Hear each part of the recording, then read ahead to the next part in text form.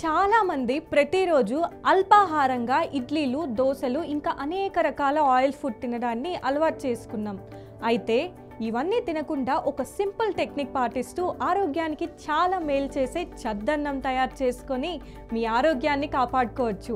ఈ విధానం మన పేగులకు, జీర్ణక్రియకు మాత్రమే కాకుండా అల్సర్ సమస్యలు ఉన్న వాళ్ళకి ప్రత్యేకంగా ఉపయోగకరంగా ఉంటుంది.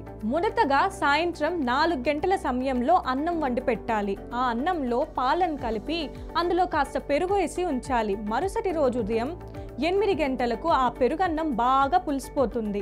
ఈవినింగ్ టైంలోనే పెరుగు వేసినందువల్ల రాత్రంతా ఎక్కువ సమయం గడుస్తుంది కాబట్టి అది సహజంగా పులిసి లైట్గా చద్దన్నంలా తయారవుతుంది.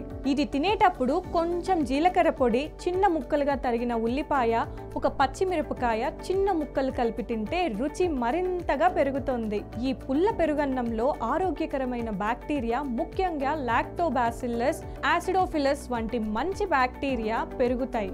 ఇవి పేగు ఆరోగ్యాన్ని కాపాడుతూ జీర్ణక్రియను సులభతరం చేస్తాయి. పేగులలో పుళ్ళు, అల్సరేటివ్ సమస్యల వల్ల రక్తస్రావం లేదా తరచుగా మల సమస్యలు ఎదుర్కొనే వారికి ఈ సద్దన్నం ప్రత్యేకంగా మేలు చేస్తుంది.